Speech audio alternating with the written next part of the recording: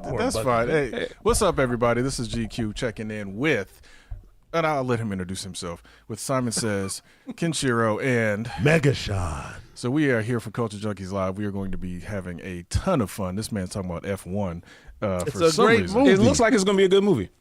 Okay, fine. I mean, Days of Thunder was the last time. Oh, Oh, wow. That's NASCAR, not F1. I don't care. Go ahead. No, I agree. That's the last. Days of Thunder was the only one I recently gave. even more reason why this movie's gonna be great. Again, Brad Pitt, right? Yes, it is. Yeah, it's Brad I Pitt. appreciate Brad Pitt. Damn, He does a great job. Idris. Javier Bardem. Javier Bardem. Yeah. All right, so The it's cast got is a there. solid cast. Yeah. I don't need to go to the theater to see it. Yes, that is the reason why. Listen, you bought that man's pop bucket. He is the king of return to the theater. Yes, so he you is. must return to the theater Yes, he for is. F1 Yes. from a sound standpoint. I guess from how it's gonna look. So I guess we starting off with the Mission Impossible Return to the Theater. Damn I mean, you might as well start with that's the perfectly fine. popcorn it's bucket the and all final this. reckoning. Yes. I understand that. In all fairness, I went to the first Mission Impossible in theaters. Of course. Because it was awesome. It was. 1996. It's funny to believe the movie franchise is almost. You've never seen me upset. Oh, Exactly. man. Who knew we'd Yeah. be It here? was Yeah. so long 20 ago. years later. And what did he do right after that? Ran out the room. He been running ever did. since. Exactly. So it's Smack that gun, smack it against the fish tank. Yeah, red light, green light, man. Yeah, man. It's always interesting to see how Tom Cruise he keeps kicking it up a notch. But funny to think that he was I want to say 31 when he did that first film, and it's I got crazy. time. Yeah, I got time. no, absolutely. But it's like You got time? Yeah. I got time. Yeah. He's 31. I You got do. time. it's Yeah, you almost 30 years later though. That's insane. Appreciate Big Preem checking in, and also Yacht Man. There he is. Very, Hey, very cool. I don't know how he got my things, Your emojis. but he got them. I guess. Well, they're- all right. I guess they're tied to his account. I guess somehow. I'll highlight that so people can see it. Hello, come on, come on, baby. Can't nobody tell what that is. Look like a damn they know, chocolate. really. They know. They don't They know. know. What is it supposed to be? A chocolate figure? No, it's me. It's you. with lasers coming out my eyes. They know Oh what my it is. God! Can't nobody see that? Well, Can't they nobody better- see they that. better, pinch and zoom. Can't nobody see that. All right, so on the Mission Impossible thing, it will put this to bed. For Mission Impossible, this is the 8th film. Obviously, it was going to originally be called Dead Reckoning Part 2, but they decided to change it to the Final Reckoning. Final Reckoning. What are we expecting to see out of this? Because I mean, obviously, who knew all the way back then that they were going to get beyond just the first movie? Because the first movie ended, they set up, well, okay, he's going to have his own team and Right. carry on. But it's like, okay, how far is this going to go? And here we are, 2025, about to see the last one. So clearly, we're going to see a bunch of crazy stunts because Tom Cruise is always known for that. Crazy stunts, a lot more Haley Atwell, which I'm never mad at that. Hey. Never mad at that. Hey, even Sue Storm, I believe is Oh yeah, she is. Yeah, she is. Yeah, the 8th surprise movie. kiss queen. Yes, right. Yes. Esai Morales, I'm looking forward to seeing him in action as well. Because, man, I'm telling you, there's not a lot of good things about that Titans TV series. But his Deathstroke was one of them. His Deathstroke. A1. Yes. A1. A1. His Deathstroke was one of them. Was Yes. awesome. His Deathstroke was awesome. Yes, 100%. Other than that, I'm interested to see how this whole thing with the rogue AI thing gets resolved, and if you know what, I'll save it. I'll have a question for you guys a little bit later. So All right. you guys go on. Simon says, what you think about it? Thoughts of the final Mission Impossible film? Y'all gonna hate me, but I kind of stopped at 3. Oh, So when J.J. Abrams took over, you were like, okay, I'm done. Yeah, no, I was Oh, this man. I was kind of like checked. I'll be honest with you. I saw part 2, and I was like, it was all right. It was all right. Yeah. It was all right. It's John Woo, man. What are you talking about? What has he done lately? oh, wow. Oh, Hey. blasphemy. That's fair. I get It's that. fair. But it's still, it was I at know the it's- time it came yeah, out. his heyday. But ever since then, I am a slice of pumpkin pie with a graham cracker crust. Sorry, I was. I apologize. I'm trying to be Focus. I'm being controversial here today. Okay. Let me do that. That's Let me cool. do that. That's your controversy. Yeah, no, I did like part 3. Uh-huh. So part 3 was good, but after that, I was like, I don't know. I'll get around to watching them. It's just like It's just like I'll get around to it. I'll see it whenever. And that's fair. Okay, that's Sean, fine. what you think? they got better each time. Now, I will say 2 was the one where I was kind of like, like out of all of them. Really? Oh, because it wasn't, like What? the It villain didn't was make kind of, sense. the This is villain was wild. whatever. No, I liked the movie. Okay. I loved it. But I'm saying as far as the 7 in totality, Philip Seymour Hoffman was Oh, yes, he was a great villain. Yes. That's the reason why I Yes. like 3. Yes. listening That's why to I like 3. Yeah. Alec Baldwin just rail off just paragraphs. It was all I needed to hear because he was just masterful. Ethan Hunt is the manifestation of destiny.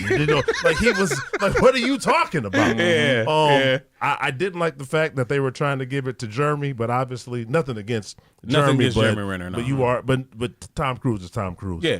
And obviously that didn't work out. And then it seems that after the one with Henry Cavill, that was the one where I was locked back in. Yeah. That is Fallout. in my favorite movies, there is Winter Soldier, and somewhere around Winter Soldier is Fallout. There was times I would be in the gym just listening to the music of Tom Cruise running down Henry Cavill. Man, just somebody who appreciates the theater goer, somebody who appreciates the movie making process, and you can tell how much he appreciates it because he puts it all into his films, whether it's Top Gun, whether it's Mission Impossible. So I'm excited, and I don't really get excited for a lot, but to answer your question, I'm imagining other people are going to die because they started to die in the last one, and maybe this might be his final reckoning as well. I will be there tomorrow. Nice. Okay. All right. It's going to be interesting. My theory, and I've had it since they showed the first teaser trailer for it, is that analyst from the first film is somehow responsible for the algorithm. Oh. That's my thought. The one from the vault where he saw the thing? Okay. Yeah, because they showed him in the teaser. Then they showed him in the trailer. Then they showed him in the next trailer. I'm like, and they keep doing it like it's a throwaway line of just like, oh, you've been on this journey for blah, blah. I'm like, hold on.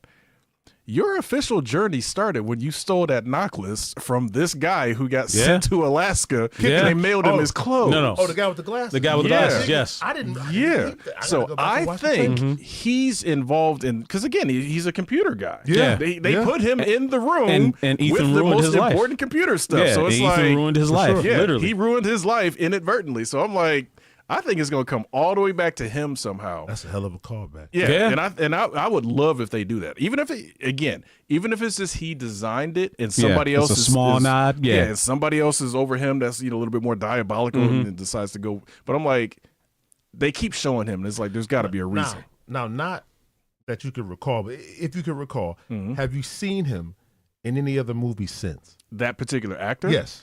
He's in other stuff. Is this again? He was meant to be a throwaway character, for sure. So I haven't paid attention. But in the rest of Mission Impossible, he has not showed up at all. So just imagine, what if you walking down the street, you walking your grandkids somewhere, and motherfucking Tom Cruise is on the phone, said, "Baby, we're back." Yeah. Like, I'm Tom, dropping. Like Yeah. Tom, like, what are you talking about? And well, we need you. Yeah. Yeah. If in fact he is, who you are speculating. And again, that would be crazy. nobody's going to say no to Tom Cruise Never. inviting him to be in one of his films because that's instant notoriety, instant fame, whatever. But like I said, I just think it would be really cool if he's involved somehow for that exact reason.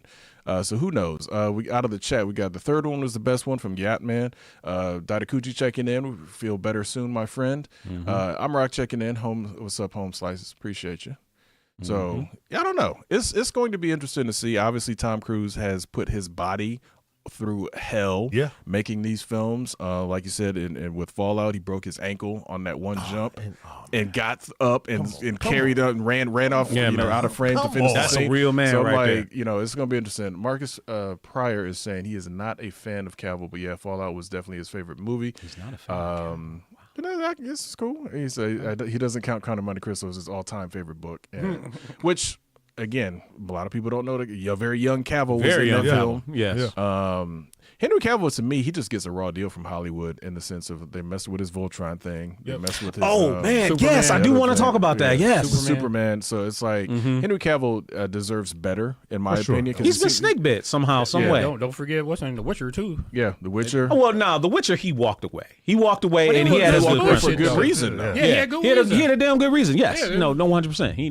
100%. Yeah. But separately, I'm getting back to what I'm hoping to see out of Mission Impossible: Final Reckoning. I am curious to what the mystery is with Esai Morales' character. What made him have such a hate boner for Ethan Hunt? What made him want to go after him this bad? Maybe he is the one that had the mail to do his clothes. Cleaning out this man's closet. Damn it! Yeah. It could be any number of things, but no, it's in the first one, Dead Reckoning. They hinted at obviously they have some type of shared history. background or whatever, history. So we will see. What's up to Fab Nerd Life? Meow Yin checking in. Hey, Appreciate you. hey. So Hey. we will see what happens with that, but it's going to be interesting, in my opinion. I've been very satisfied with the franchise. They've done a great job with it, starting with John Voight and everybody that they had in the first one, all the way to, and again, the second one I liked mainly because of Tandy Newton. She looked her absolute best in that movie. Yes. Out of all the stuff she's ever done, she looked her best in Mission Impossible 2, in my opinion. Yes, sir. Let's not forget Paula Patton. Hello. Yes, sir. Ghost Protocol. Time keep them. They've had some really beautiful Time ladies people. in this one. Yeah. So See. couple things, real quick. Simon says you are aborted from this conversation because you ain't seen nothing but 3 until 3. Top 3 Mission Impossible movies. Give them to me. The top 3 would definitely say Fallout because it had a visceral sense. Yeah, it had a visceral sense of. It was a spy versus spy thing. They brought in Cavill, like you said. It's and this is how I honestly feel our government actually works in a lot of ways. Where like you got CIA does things one way, FBI does things another way, NSA does things a whole different way. So now you got a whole nother thing, IMF, that operates super subterfuge and all that. But it's like, nah, we're sending this dude in. He's a hammer. It's like skip all that scalpel shit. Right. Hammer. He is a hammer. Like, and then you really saw that dynamic between the two of them. So that worked out really well. I liked Ghost Protocol and Rogue Nation as well as 2 and 3. Okay. Because those two movies, brought linked together so well, and then they brought us that villain. What is his name? The guy with the Ethan. Why can't I remember his name? He's got such a Solomon Lane. Yes. When they introduced Solomon Lane, that to me was their Blofeld. He was so intimidating on top of stuff. So it's like it was really cool and to a small see. guy. Yeah, he wasn't his mind. imposing. Yes. Yeah. His mind. Very, yes. very visceral. Yeah, so that's what I liked. It was like you said, he's not this big dude that's intimidated. He just walked in. Yeah, it's like, I know all of you guys' methods and whatnot. Like when he walked into that record store, he introduced himself very to him, dangerous man. So I was like, I like villains that are like that, where it's just like he's not gonna beat you up, but he's 3 steps ahead of you, for sure, and he's not. He will not hesitate to take you out or anybody that he has to take out. So I was like, that's a cool villain. What about you? It's hard. So we'll go Fallout, and my mother introduced me to Mission Impossible. We had the tape. We saw it in the theater, and then she bought the tape, and I watched. So you're talking about the first one, right? Yes, the first one. All right. So that one has to go there because it is, it just it just reminds me of that time, with her, and she's alive, but it just brings me back to that. And then there's some others, but the one was that 3 with Philip Seymour Hoffman? Yes, that's 3. Yeah, just because his performance, I'm so gonna good. hurt her. You know what I mean? Like his performance was great. So yeah. Those would be my 3. Okay. For me, I didn't. 2 is not my number 1, but 2 is on my list. Fallout is definitely on my list because of Henry Cavill as well, and probably Ghost Protocol is my other favorite, right? Mostly because of because the stunts in Dubai, the presence of Paula Patton, and Hey, the presence of Paula Patton, especially like she was coming right off of her divorce from Robin Thicke. So you thought you had a chance. Oh man, hey man, you thought you had a chance. She made me think, man. Okay, hey. She made me think. Hey, I get it. She made me think. I'm just telling you. But it was that spinning little back kick the girl out the window, wasn't it? Man, That's what did it for you. That's what did it. Her in that dress. Oh man. Anyway, but no, the movie was fantastic. But I it's hard for me. I probably would put Fallout as number 1. I probably would put 2 as number 2 because I think that was the one that made me fall in love with the Mission Impossible movie series. I watched 1, but I wasn't like, I wasn't really blown away by 1. 2 blew me away. Okay. Right? 2 blew me away. So anyway, that's mine. But follow-up question to wrap up the Mission Impossible discussion. And it's for you, all you out there as well. I want to hear from you guys as well. Do we really think they're going to put Mission Impossible on the shelf? Do we think this is the end of the series for good? I think yes. Maybe not like forever, obviously, but I don't think anybody, because if you look at it, who's going to pick up this series and do it justice like Tom Cruise has done for the past 3 decades? Who do you think has the potential to do it? Nobody. Honestly, there's nobody out there right now that's on that level that could. Because again, Tom brings not just the charisma of the character, the intensity of the Ethan Hunt character, the really doing his own stunts, and his gravitas of being able to go to any city and get whatever he wants done because he is Tom Cruise. Correct. Who goes to the Vatican?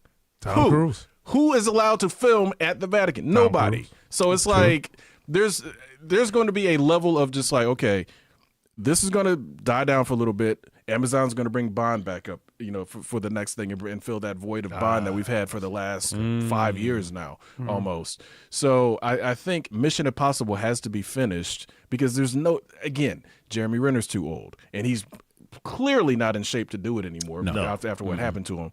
Again, nothing against him, but after what happened to him, he's not, and he's again. But, and even then, I felt like his character was never really a good one. Exactly. They're not going to let a female do it because people are going to lose their damn minds over that. What is this woke shit? Right. Exactly. So I think the series needs to just die down for a little bit. Okay. Because it would be weird to bring somebody. That's like trying to have somebody be John Wick without Keanu. The Baba Yaga. Some people feel like Ballerina is maybe trying to be that, but he's in it. Yeah, he's in it. Right. Which makes me think, if they were to do this, wouldn't you say Tom Cruise would have to be there to do the passing of the torch? But why would you play second fiddle to a franchise you built completely? Age. Like, listen, I can't do this no more. So I get that, but now you're going to turn Ethan Hunt into Mr. Phelps now? Well, so this is my question I'm posing for all of y'all. He was very excited to see Michael B. Jordan. Yes, he was. At the premiere. Yes, he said that we're doing a movie. Yeah. Now, nobody knows Tom Cruise for being a guy that's just going to sit and there's no action. Now, it's going to get saying done. Yeah. That's what they're doing. But if him and Michael B. Jordan are doing a movie, now, does he have Tom Cruise's level of fire and passion? And as far as being intense, I don't know. Right. Is he going to hang out of a 747, I've yet to see Mike B do something crazy like that. Yeah. Hold on. What? Y'all seen the Amazon movie? I believe it was Terminal. Survivor's Remorse Survival Remorse. I believe so, yeah. Yeah, nigga jumped in a burning car. So yeah. No, he does. So maybe he puts in Tom the work. Absolutely. He puts in work. He's young. He is. He's in shape. Yeah. He's the only one that has the potential. You said it because I was going to say it, but I'm glad you did because I was going to say Michael B. Jordan. I mean, because he has said publicly we're planning on doing something together, and I don't know if he would want to let this die. Now him and his team, that might be the end of them. Yeah, but like you said, in a couple years, okay, I don't know. Because I've never seen him gush over any man. Right. No, that's last time I seen him gush was the couch. The Katie Holmes. Was Oprah's couch. Yeah. That was the last time. Yeah, with Katie Holmes. Absolutely. Yes. Yeah. I don't know. What's your thoughts on it? Me? Yeah. I'm of two minds about it because you're right. No one is Tom Cruise, right?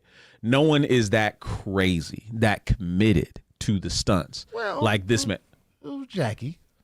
Okay, That's that's going to be moving forward. Right. Doing Exactly. film. Exactly. Because man. even Jackie is basically done with Yeah, that. he's done with all. Hey man, he can't do that no more.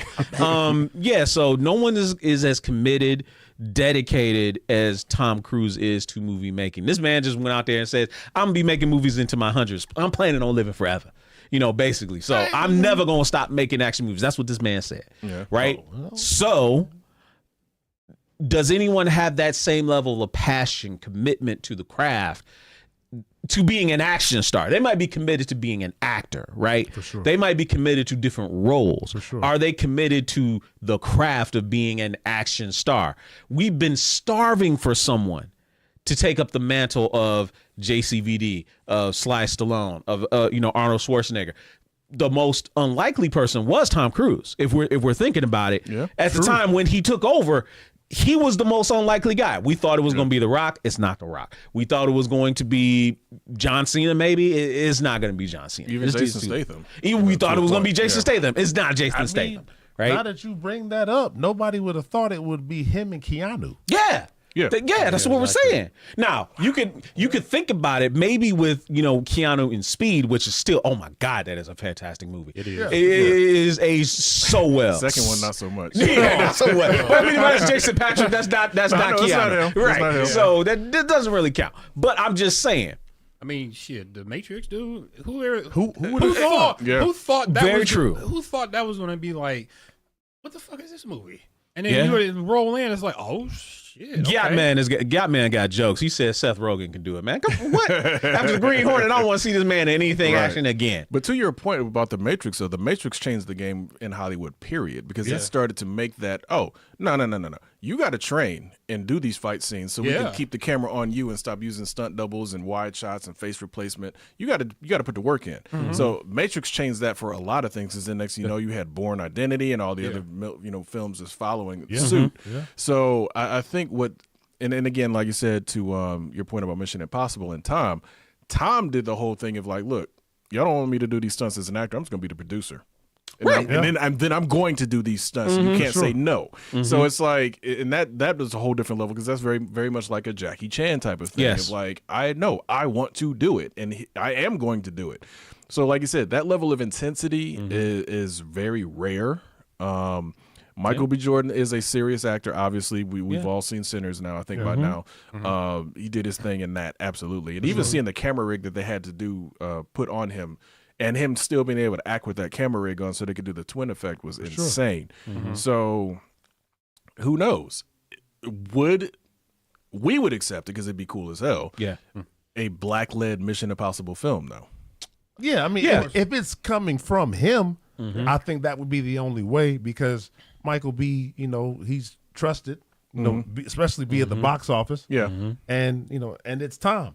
Okay. And they tried it with someone else, and it just wasn't received well. I don't know if it was Renner's schedule. Whatever reason, he ended up not being the guy. Yeah. And Tom was like, well, he put that Infinity Gauntlet back on. I said, I guess I got to do this myself. Right. So when Ghost Protocol came out and Renner essentially joined the squad, was that right at the beginning of the MCU? Right after he had become Hawkeye? Or was that right after the Hurt Locker? It was probably close to that time frame. Okay. Yeah. So he basically had to pick between what was going to be the more lucrative check, and I think we could say he probably chose wisely. Well, yeah. Well, or maybe not, because you said on the TV show they tried to give him less money. Who knows if that's true or not, though. Long game. But who knows? He might be negotiating with that one. Fab Nerd Life says there will never be Mission Impossible without Tom. Then she said the action star, and that's something, not today. Unpopular opinion, but that's something that I would like to talk about is and this is maybe the Henry Cavill issue, is the removing of the bombshell and the action star. Okay. Mm-hmm. Now, I mean, we have other topics to talk about. Yeah, we do. But the strong, masculine, the stereotypical hero guy seems is like even like muscle bound, right? Not even muscle bound. Even like from minus Tom Cruise, we don't see that. That was what we grew up on. Mm-hmm. Yeah. There is no more, bombshell damsel in distress. Mm-hmm. Like the movies are changing to her point. But I think we still need that because that's what drove us all seeing people that were larger than life. Yes. Like if I gotta watch Seth Rogen, go into a Rogen, man. bank and say That was offensive for him to even say that. But, but you know what I'm saying? Yeah, I do. It's like they want everybody to feel like they can do it, but you can't. Oh, no doubt. But okay, I don't know if you guys saw it. I saw it. I want to say 2 weeks ago now. Fight or Flight with Josh Hartnett. Yeah, that film was very much, again, completely against the type that you're talking about, because Josh Hartnett is not a big dude. In the action sense, he was capable, but the idea of the film was he was the unassuming hero, even though he had skills. They introduced that he had skills and all that stuff down the line, because that was the whole idea of like, why are you picking this guy to be your guy to go on this mission? Right. And then you get that whole, it plays out. Right. That movie kind of, it was like, I was watching trailers of it, and it was like, why does this movie look familiar? And it's like, yeah, this reminds me of Bullet Train. Yeah, it's very much like Bullet Train. Yeah, it's very much like Bullet Train. Characters it's like that. But speaking of Josh Hart, I mean, he did have a shot. If y'all remember, Lucky Number 11. Yeah. Oh yeah, absolutely. Yeah, that movie was cool. I like that movie. Yeah, and I was like, why does he do movies, more action movies? It's like, I know he does like these weird campy movies. That whole movie with Trap was good, crazy. man. Trap was good, man. That was crazy. I Trap was good. I think it's not so much that, and you're right. There's never been another Arnold. There's never been another Sly. So I think we were blessed to be in that growing up during that era, where it's just like we got all of those classics. Mm-hmm. But I think once you got to the Matrix, it changed it. Like I said, it changed it in the sense of how things went, because it's like, okay, you don't have to be super muscle bound, because now we're getting into the era of martial arts and gunplay. Anybody can shoot a gun. It don't matter what type of shape you in. Yeah. Anybody can shoot a gun. So I think once you transition to that side of it, all of a sudden a lot of movies start to get into that spy game, gunplay, martial arts. True. To a point, because obviously Jackie, coming over and doing some of the films he was doing, Crouching Tiger, Hidden Dragon. Obviously that's more martial arts fantasy. Mm-hmm. You got a shift away from that action star, like you said, and I think there's been nobody to fill that role coming in. Jason Statham's close, but he's still more of that spy martial arts guy role. I mean, but he at least looks. No, he definitely does, because he was an Olympic diver. Yeah. I think he was in the service, in the British service at some point. So it's like he's clearly could have been that guy. Yeah.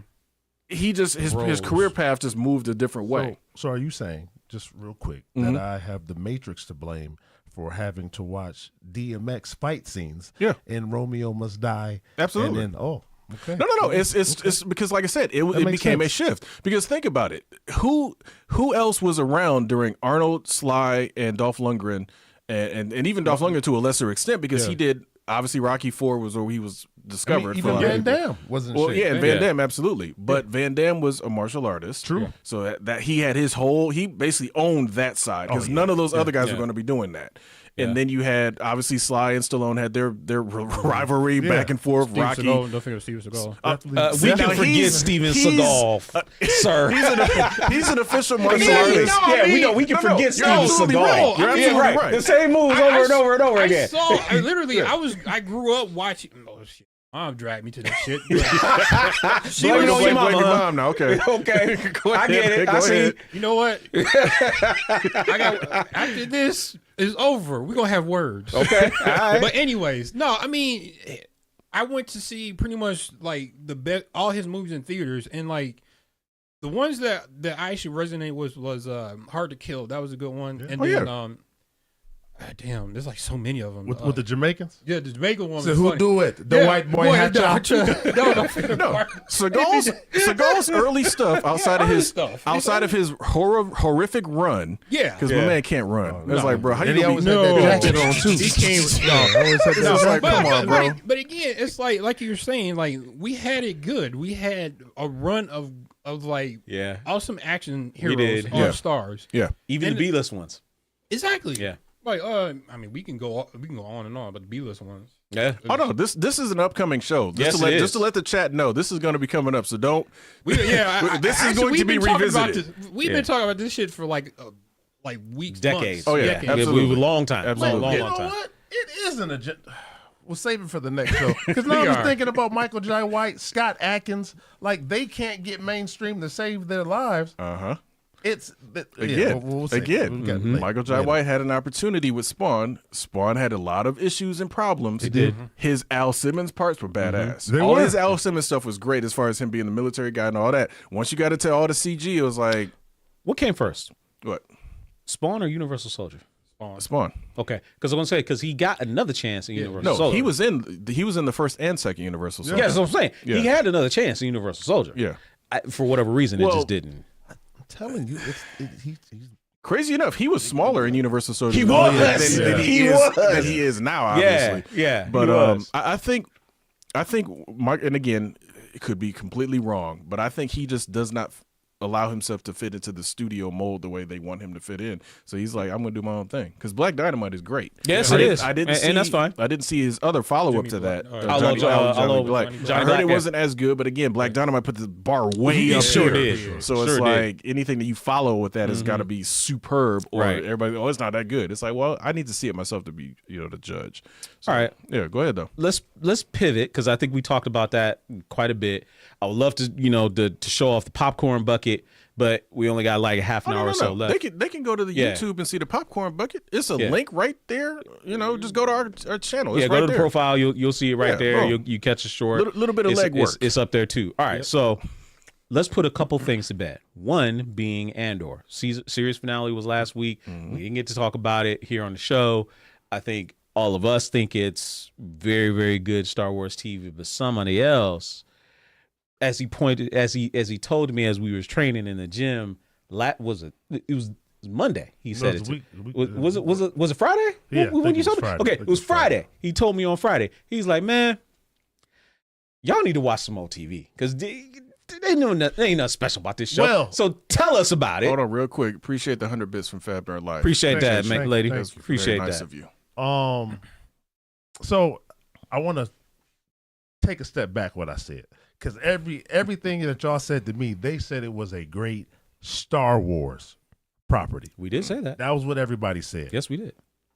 I won't debate that, but Okay. everything that I saw in the show, and again, good show, without question. But it was nothing new, that I saw. You know what I mean? Like, it was the typical, like, everything that happens in all shows. As far as you have the girl leaving, you know what I mean. You have the leader dying. You know what I mean. So good though. It was like they took all of the things that work on a TV sci-fi drama, and they inserted them in there. So for that, I have nothing negative to say. Okay. But what I do want to say is that's what you get. Oh, nosy ass, looking in the files ass bitch. That's what you get. You mind your damn business. Maybe you wouldn't be in no damn cell. Oh, nosy in the files ass Right. bitch. If you just minded your business and sent it back to where you were supposed to go, I imagine, yeah. What would have happened had Dear Moses minded her own business? there would be no Rogue There One. would be no Rogue One.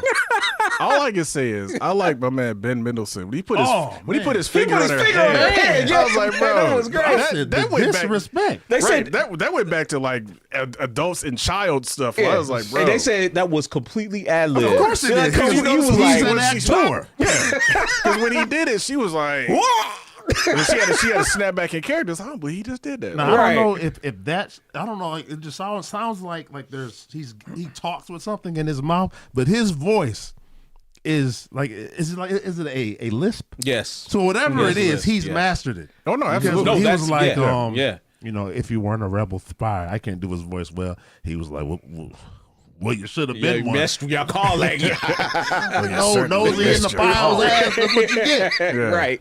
Yeah. Yeah. So, but shout out to the actress's name escapes me right now, but It was that play Deidre. yeah, no, the Mon Mothma? no, not Mom Mothma, although she was fantastic Oh, as well. you're talking about the girl that was this is her first acting gig. Yes. The one that played Kira or whatever her name Yeah, is. yeah, It's- yeah, it's yeah. something. His daughter. Yes, his daughter. yeah. She was fantastic yeah. the entire series. And when I heard that was her first acting role, I was like, "What?" And she was still in acting school as the series was going on. She just graduated, so she was like, "I was learning as I went along doing this show." But Crazy. let's be fair. and again, I'm not taking anything away from her performance, but you're acting opposite Bill Skarsgård. There you go. So I mean, you're learning from That's a some of crash the best, course. right? Yeah. Exactly. For You're Yeah. learning from some of the best already. So, and again, her performance was outstanding. I'm Yes, it not taking was. anything away from that. It was. But I like when it's like, okay, but you put her in the company of, and then also Ben Mendelsohn was on set on some of them, them points too. You got, that's like literally having like, okay, well, I'm about to learn how to do some stunts. Jackie Chan sitting right over there.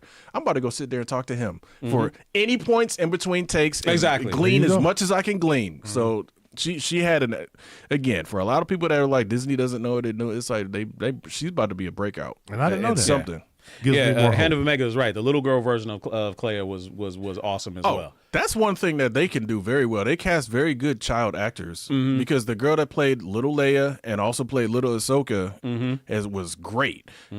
Say what you want about the writing, that's not her fault because she's just there to do the. But she she's there did. to do But the she did job. what she was supposed to do. Yeah, she did very well as young Leia and young Ahsoka. So Yeah, I'm she like, did. Okay, She was did great.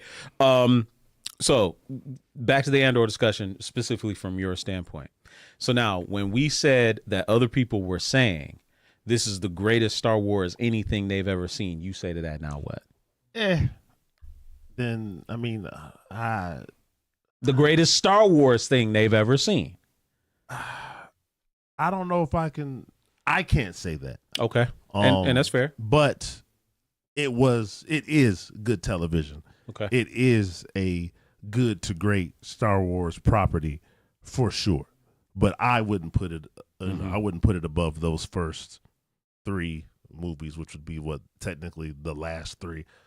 You know what I mean? Mm-hmm. You the know, original trilogy. Thank you. Yeah. That box VHS made by THX Right, somewhere in my mother's attic. Yeah, I wouldn't put it above that because I've watched a ridiculous amount of television and I didn't see anything that was I so hadn't special. seen. Right. But for people that are diehard Star Wars fans from the comics, and know all the lore, I can't argue with them. So, but for me, I wouldn't put it, past them. But very good, very good. Hand has something to say about the show. He says, so the last shot of the show, and I'm assuming that he's talking about Bix and Andor's kid, earned or cliche? Too cliche. What do you got? What do you guys say to that? That's the word, cliche. There we go. Yeah. I'm saying everything I saw, like it was okay. Okay. You know what I'm saying? Okay. Not bad though. Okay. I think what it is because, like you said, you come from watching shows like Luther, The Wire, and stuff, so you already have a high For sure. Standard. for Yeah, TV. Yeah. Putting Star Wars into that is okay. It's like you said, it's a good story. It just happens to be in the Star Wars world, Right. So there's, and again, I completely understand where you're coming from with that because a lot of people are gushing over it, and it's like. There's other shows that do this exact same thing. Star Wars has just never done this exact same Correct. thing. Yeah. And Star Wars is brought up to a high level by doing this sort of thing because for the longest time, original trilogy prequels and even sequels included, Star Wars has always been popcorn fun films.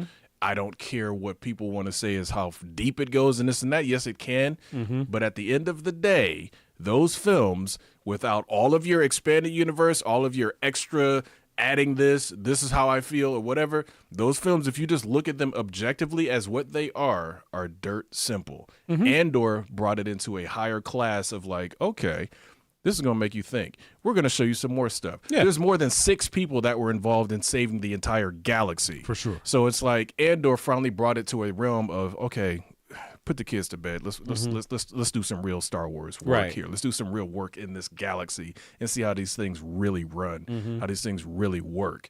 Versus, okay, it's basically swashbuckling with lightsabers and Jedi and Sith and all that. So it's like, and again, it's fine on both fronts. Andor just finally brought it to a point of like, okay, if you like shows like The Wire or Luther or some of the other stuff that's out there, you can watch this now and enjoy it because it's not all of that childish Star Wars stuff that you're used to. This is finally something a little bit more adult. That's why I would love to see them do a serious Vader take where he's going out murdering and killing and doing all the stuff that we know he did from those books and the comics and all that other sort of thing. Like Vader Down. Yes. If they did Vader Down as a show and really let it cut loose and really let it be like, this is why this man is feared in the galaxy. We got a taste of it in Rogue One. Small, just a little taste. And even in Obi-Wan, he killed that kid. I don't care what nobody says. He literally leaned over and broke that kid's neck, like right there when he was trying to draw Obi-Wan out. So I'm like, give me more of that. If you give me that diabolical, evil Vader on a show and don't pull any punches, I'll never need to watch another Star Wars thing again. You got the source material, you got the access, you got everything you need. Yeah, I still think, and I get what you're saying. We would like to see like Vader cut loose. I still want to see like the whole like a story told about the whole Sith War, like going through like the whole how the Sith like just whittled it down to the rule of two. Rule of two. Yeah, that would be cool. I'd be completely honest. You and Pryor are on the same page. Give me Darth Bane. So Exactly. you want kind of the Darth Bane story, the going back to the Sith Empire, the Sith Civil War, basically, and then Darth Bane like, all right, I'm just gonna kill all of you and bring it down to just two of us. Because this shit is ridiculous. And to your point about doing Vader down as a series, and then we can put this to bed and do something else. I do find it interesting to explore Vader in all of his, for lack of a better term, glory. Right. When he was literally the Emperor's right hand, Emperor's fist, but also exploring the tortured psyche that he has, right? Yeah. The constant dreams that he will have of not being able to save Padme, his killing of the younglings, all these atrocities that he's basically always constantly struggling with himself, that he's doing. You're like, he is such a tortured soul that people don't fully grasp that about him. Yeah. They hear the voice, they hear the breathing, they see the red lightsaber, and they say, oh man, he's cool. No, man, he's a really tortured character. Like Anakin is a tragic character. Yeah. Well, they recently came out with, or it's on its way out within a couple of weeks, a new novel about Vader. I guess they consider it to be a prequel novel. Essentially, it takes place right after he's put in the suit. Okay. And from that point, and I forgot when it ends, because they obviously they're not going to give it away. Right. But it goes over all, like I said, all of what you're talking about. Because even if you look at the novel, I think it was called Labyrinth of Evil was in the Attack of the Clones era. There was one that's called Rise of Vader, and it described from the moment he was put in the disorientation, all the feelings of like not being able to walk properly, because his body had to get used to it. So I think this book, like you said, this new book is going to explore the psyche. I think it's called Darth Vader, Master of Evil, or something like that. It's either about to come out or maybe it just came out, but I'm going to check into that. Hand of Omega said he liked Acolyte, but it wasn't the Sith show we were teased. And he's right, but it still didn't deserve the hate it got. No, it didn't. Well, they hated on it before it came out. They did. Exactly. They review bombed it and ended up review bombing a movie that had the same name. So it's like, to me, if that's what you're going off of, that's supposed to be your benchmark of like, oh, this is how we review stuff. It's like you didn't even see it, so how you gonna review it? And the funny thing about it is, like, the people that like hated on it are now pissed that they didn't get a season 2. Because they need something else to fuel their clickbait stuff. Yeah. Okay, Fab Nerd Life, thank you for the correction. Yeah. It comes out June 17th. I will definitely be buying that. Yeah, I have to definitely check that out. All right. Next thing on the docket. So it was brought to my attention right before we went live that there's a bit of controversy going on over at the fine folks at Bungie, the makers of Halo and Destiny, who are now wholly owned by Sony. Wait, I thought Microsoft owned Bungie. No, they sold them. They sold them. Wow. Yeah. Okay. Now wholly owned by Sony, but still making multi-platform games. Gotcha. Right. Yeah. So their new game, they're basically revitalizing an old IP. In fact, it was one of their first IPs back in 1994. There was this Macintosh. I know Macintoshes aren't known for video games, but this is one of the first Macintosh video games. Yeah. Is known as Marathon. And it was a first-person shooter, I believe it was. Yeah. It was a first-person shooter on Mac. It had a lot of awards. It was critically acclaimed as a really, really great game. Obviously, because it was on a Mac, I never got to play it, so I didn't know anything about it. I'll be honest with you. Me and D, we used to go to Votech. We actually played that. Bro. When y'all should have been doing work, huh? Bro, Okay. Them school Macs got to work out because that's how I used to play Karateka. Okay. Karateka, All right. I played the hell out of that on the Apple II, man. So Heard it's that. like Heard that was that. how you did it. All right, so the controversy apparently is that Bungie in their alpha of Marathon was busted on a new Marathon game that they're getting ready to bring out. They were busted having stolen the work of an artist in Scotland that a lot of their devs followed on Twitter, saw his artwork and decided to say, oh, you know what? Hey, this looks cool. Why don't we just bring this and put it right into the game? Crazy stuff. Bungie first completely denied it, but then had to fess up when that developer aired them out on Twitter and showed, side-by-side proof of them literally plagiarizing his work. I thought, is it a woman? No, I think it's a man. I could be wrong. I could be wrong. I'm not necessarily sure. So And from don't quote me on that. 2017. And from 2017. So the question to you guys is, what's going to happen to Bungie? What's going to happen to Marathon? And how often do we think this happens? Oh goodness, all the time. Yeah, I'm sure it happens all the time. They should have, hey, here's 50 grand. Can we use these images that you're not using anymore? But the fact that it's 2025, AI is running rampant.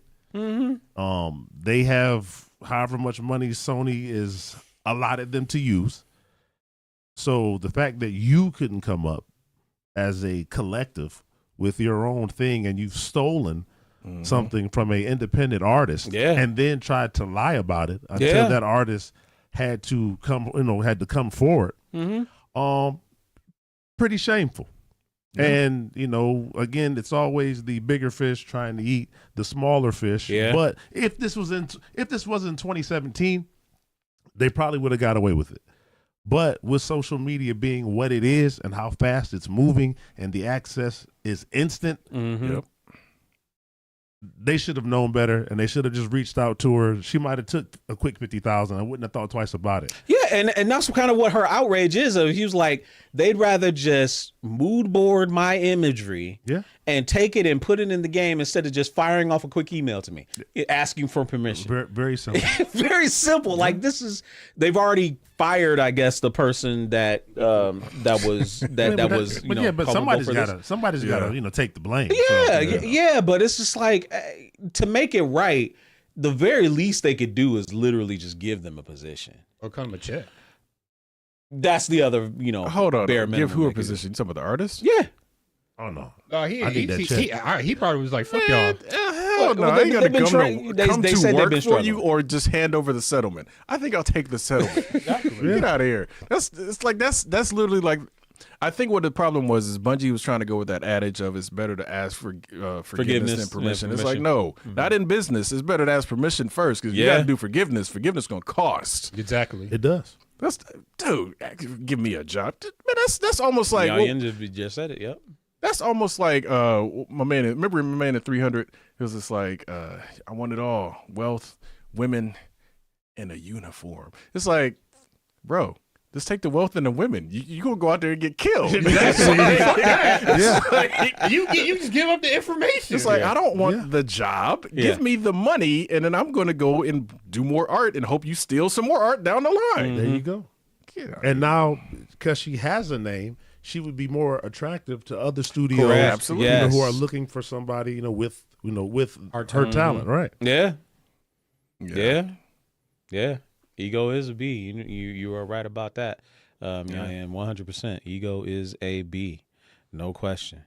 All right. So, do we think this is happening? Can we remember any other instances where we've seen plagiarism in video game art or anything like that? I don't know about video game art, but that one lady's been claiming she wrote Terminator and Matrix for the longest.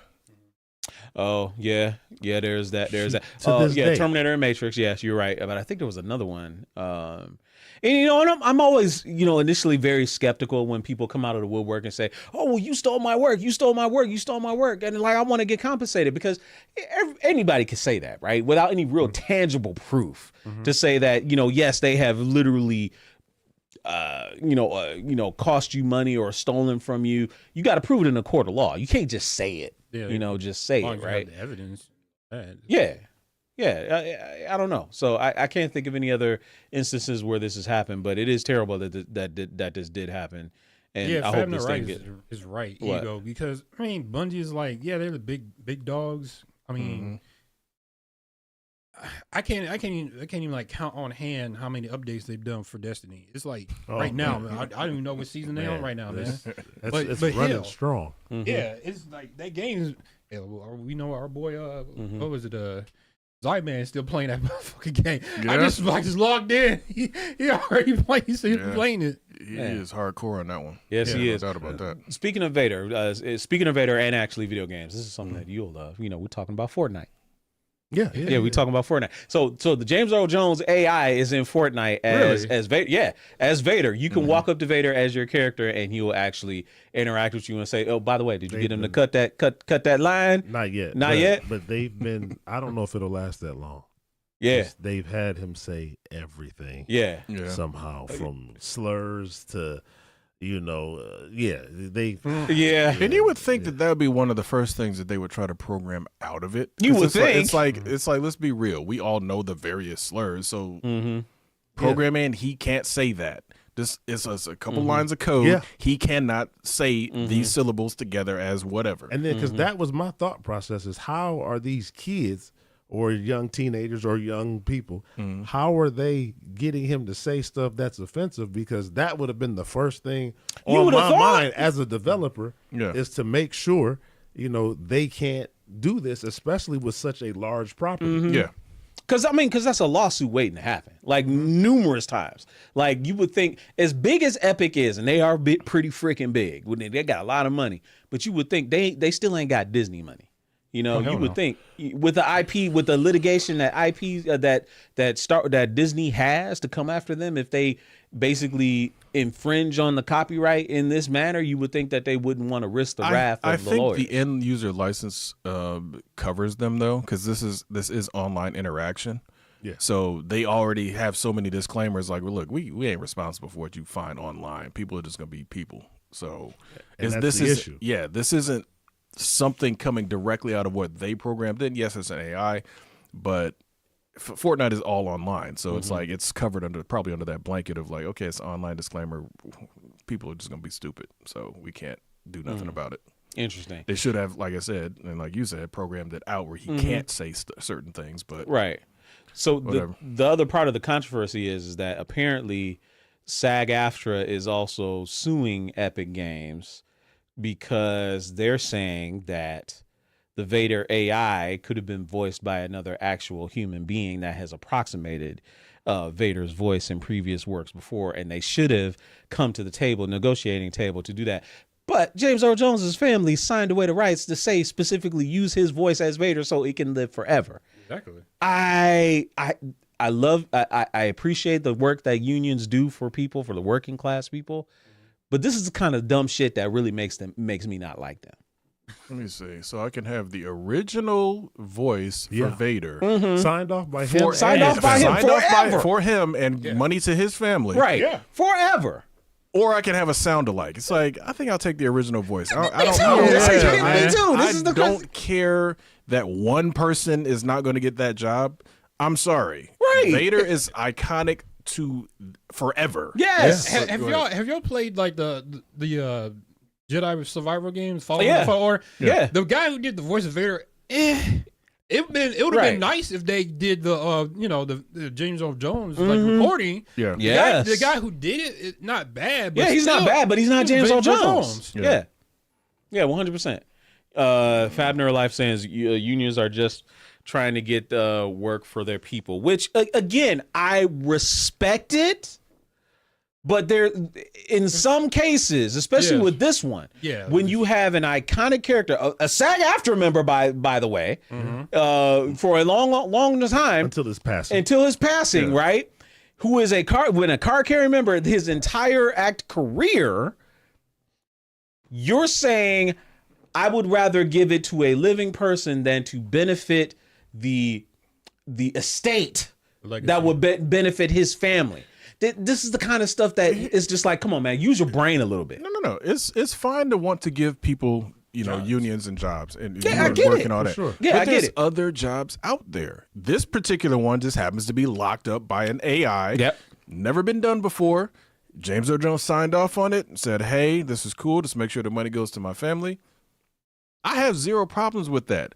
There's no other real characters out there besides Darth Vader that are so tied into the actor that, with the exception of maybe C-3PO, because Anthony Daniels has done it since the beginning. And every I do iteration wonder. of it, he comes in and does it.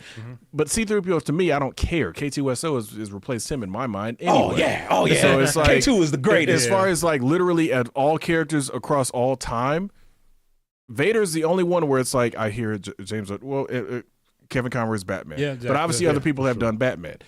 James Earl Jones, for me, is the only perfect version of Vader's voice. Because he is the perfect version Right. of Vader's voice. Yeah. And even with the Kevin Conroy, they were using other people while he was still Right. alive. So it's Right. not like, this is something that he didn't know about. Yeah. But again, like you said, when I hear Batman, I'm like reading Batman comics. I hear Kevin Conroy. No matter Absolutely. what. Yeah. Absolutely. All right, so wrap up the show.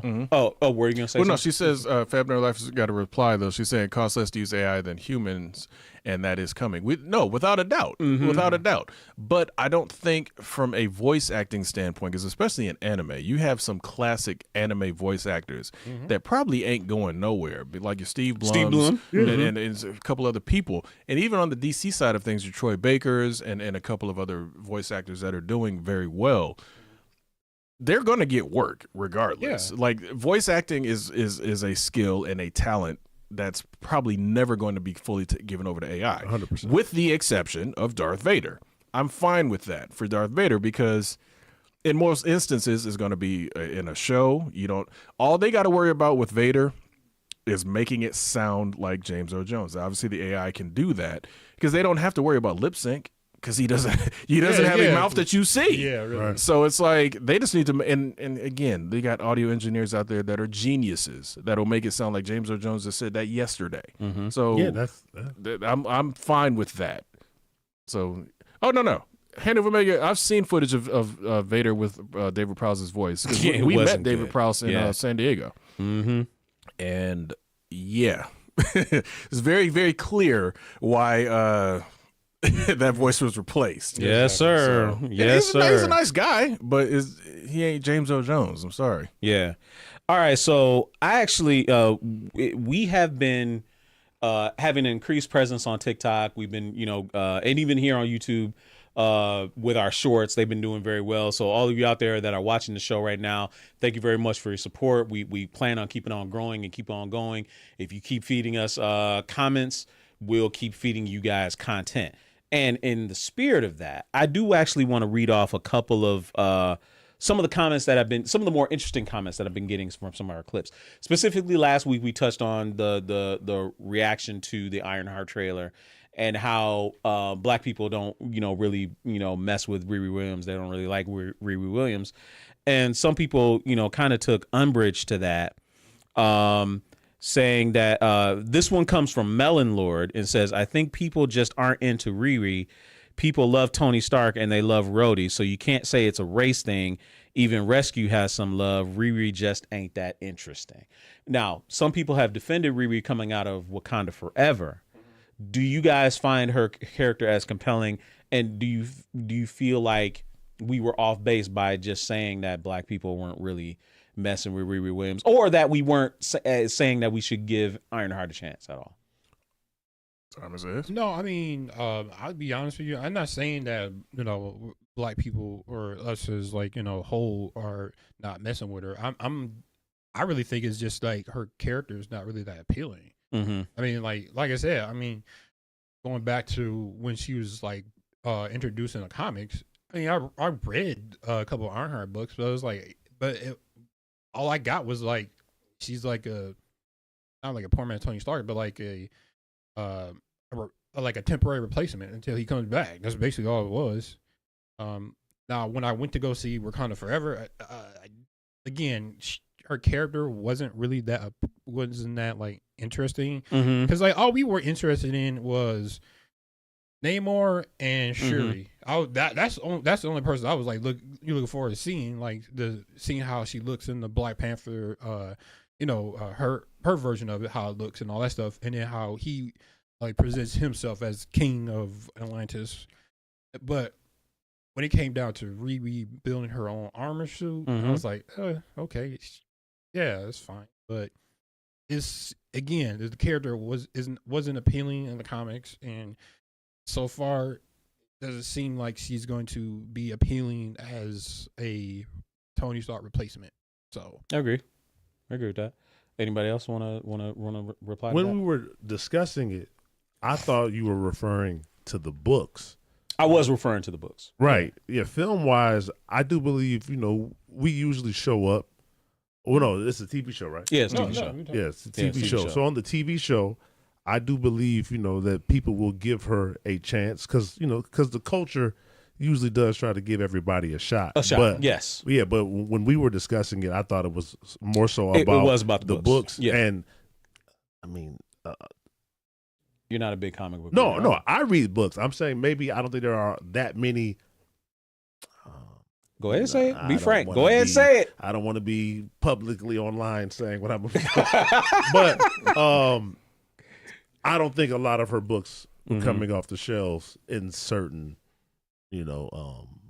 certain situations. Okay. So when you said that she wasn't popular by us, that was what, that was how I took it, not from television or from movies, but Right. more so in the books. And then that's what we got to talking about. Yeah. Is it on the writing?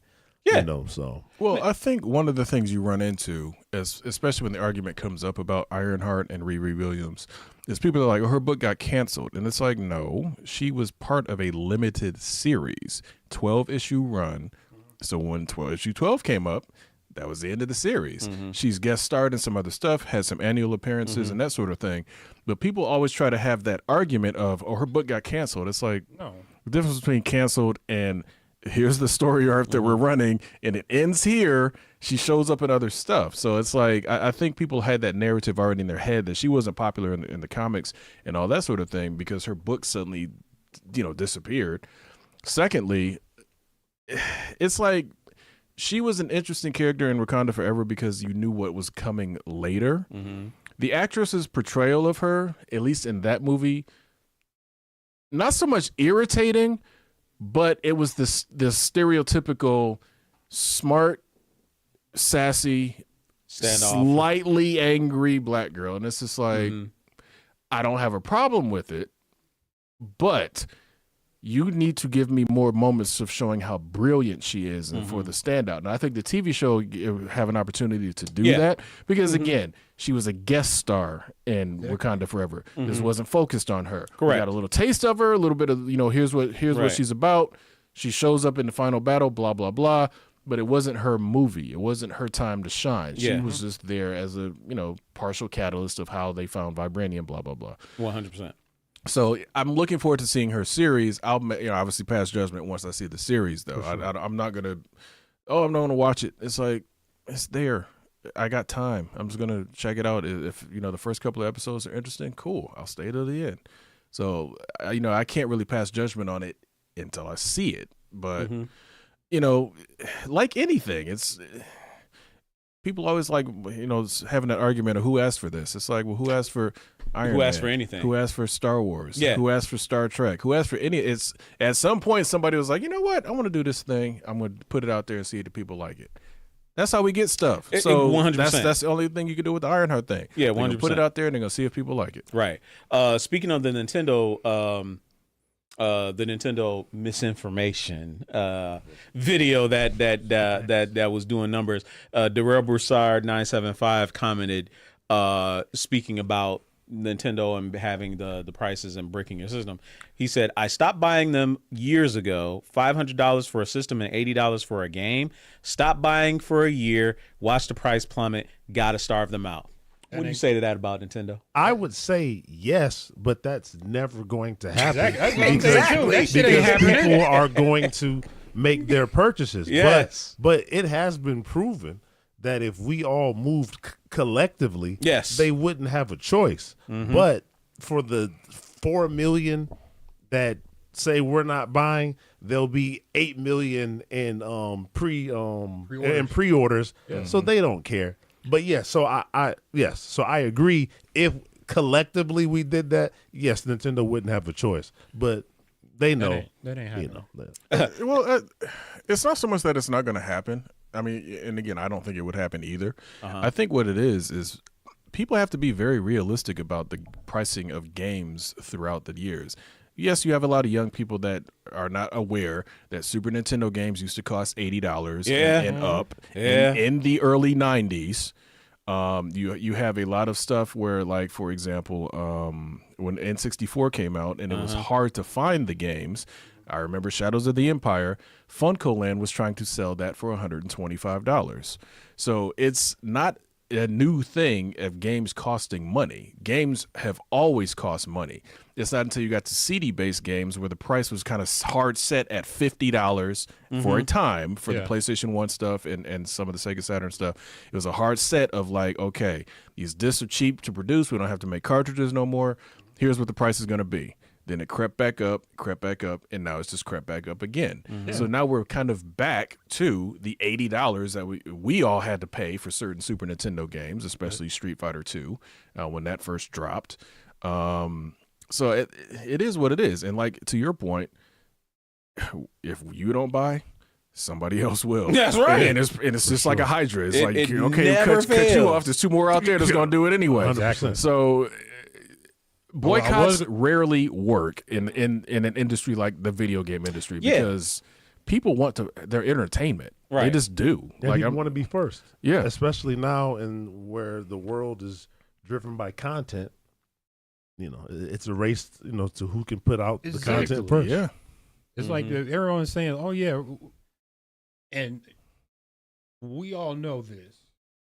Every year, man comes out. The game comes out, and there's so many bugs. I'm so far off that train. I'm just saying though. They're still making money. They're still making money. But it's like this. It's like every year it comes out and it's trash, or like the whole pay to play and all that stuff. It's like, oh yeah.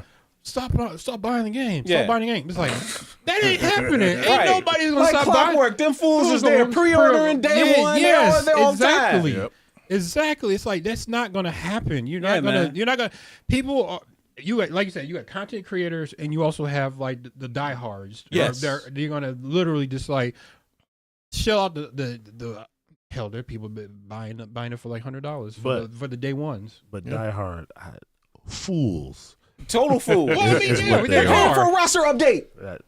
They're paying for a roster update. Never, ever fails. Yeah. Fab Nerd Life. Thank you for the 10 bits. Appreciate you. And she said that's what she did with her Switch. She said she's a price watcher, which is fair. I mean, the great Dadakuchi, he buys a lot of his games budget. Like, he waits till they go down in price. Ain't there waffles? The only problem is he has 1,000 and that's games. fine. That's absolutely fine. There's always a new game that's coming. Just like with me in films. I got over 1,600 movies. Hello. But guess what? There's always a new movie that I'm going to buy. I think the thing that you're running into, unfortunately, with the Nintendo side of things, Nintendo first party games do not go down in price. All. It takes years for those Nintendo games to drop, even like $5 sometimes. Yeah. So it's like, dog, like, man, no, man. So those $80 Mario Karts or whatever, they're going to be $80 for the next until 2 years. Yeah, 3 years down the line, they'll still be 80. 2, 3, yeah, 5, 6, 7, 8. They'll be the same like, price. man, I'm telling you, that AAA game that's on Steam, that's like $69.99 on day one. Just wait like 5 months, that boy will be down by half. Oh no, absolutely, by half. Or wait for a Steam sale. Every Assassin's Creed has been like that. Yeah. Assassin's Creed. Now Shadows actually held on longer. I think Shadows had a slight dip, just a quick sale during like one of the holidays or whatever. But Shadows has been full price for the most part since launch. And normally by now, an Assassin's Creed game is half price. Yeah. By now, and then $20 within the next couple of months. What's the reason for that? You think it's because I think Shadows is just successful. And it's just successful. F all the haters, but exactly. but like Shadows just did its thing because it's a good game. It's solid. a good game. Okay, all right. Now wait, so you play Shadows? I'm assuming quite a bit, right? No, I mean I played enough of it because remember I got the collector's edition, so right. So I played it. I want to say put about 5 hours into it. It's a fun game. All right, that's fine. I think that's decent enough. Decent enough play sample size. Mm-hmm. Would you say it is a better feudal Japan game than Ghost of Tsushima? It's a different feudal Japan game than Ghost of Tsushima because remember you're playing two different styles of character. Okay. Is it the same era though? Because like. Yeah, that's around the same era. Yeah, it's close. Mm-hmm. Close enough. I mean, it's the thing is it's Assassin's Creed, so it's not historically accurate at all. And it's not trying to be. It's a fun, you're in feudal Japan, but there's a whole lot of stuff going on that's not necessarily feudal Japan. So it's fine. Yeah, hell, Valhalla's like you run around, you can grab either both Thor hammer and Odin spears. Like, what the fuck is that, man? Right, exactly. That didn't even make sense. Right. Exactly. So hey, it's a video game. It's not supposed to make sense. Yeah. You're an assassin, though. Yeah. Will you be assassin throwing lightning bolts? Yeah. Yeah. Because it's going to be like an act of God. Oh, we're all right. Well, it's been a good show, I think. It has been a really, really good show. I want to thank everybody that's been on Twitch and on YouTube for checking us out. We appreciate you guys hanging out with us for the past hour. Make sure you hit subscribe and the notification bell to get a notification when we're going live again next week. Make sure you go and check out GQ's latest unboxing video, the Mission Impossible one. Also, go check out his most recent full unboxing, which was Grand Admiral Thrawn from Ahsoka. A fantastic figure. Looking forward to that as well, and plenty of other things that I think he's got getting ready to come out this weekend. Go and see Mission Impossible. We'll talk about it next week. We'll give you our thoughts on the movie as well. Hope you guys have a great and safe Memorial Day weekend. Make sure you save a slab of ribs from good old Megashawn here. Don't say no ribs for me. You don't like no ribs? Baked beans? I don't trust everybody's. Coleslaw? You can't trust everybody's pork, man. I don't know. I understand that. Oh, but you would trust just anybody's apple crisp? Would you do that? No, not just anybody. Just mine. I mean, the way you're sounding that, it sounds away. Hold on. Listen, I don't eat nobody's apple crisp. I understand. Hey, don't call me there. I ain't nobody's. Yes, So you're saying that you never came over to the crib and had some of my dad's ribs? Your dad is a trusted source. So why? What about mine? But I was also long. I have resigned from the swine some time ago. Oh, he lied. He lied. I'm being for real. He's so lying. It's the truth. I mean, now, like, reside from the swine. Every now and then, if it's somebody's house that I trust, for sure. But if you take that out of your system and then throw it back in, that could be a rough evening. Yeah. And I ain't got time for that. Okay. I feel you. All right, y'all. Hope you guys stay safe out there. Happy Memorial Day weekend to you all. We'll be back at 9 p.m. Eastern, 8 Central next Wednesday for Culture Junkies Live. I'm Kishiro. This is Megashawn. That's GQ. Simon Says. Peace out, everybody. Have a great one. Do it, Rockefeller.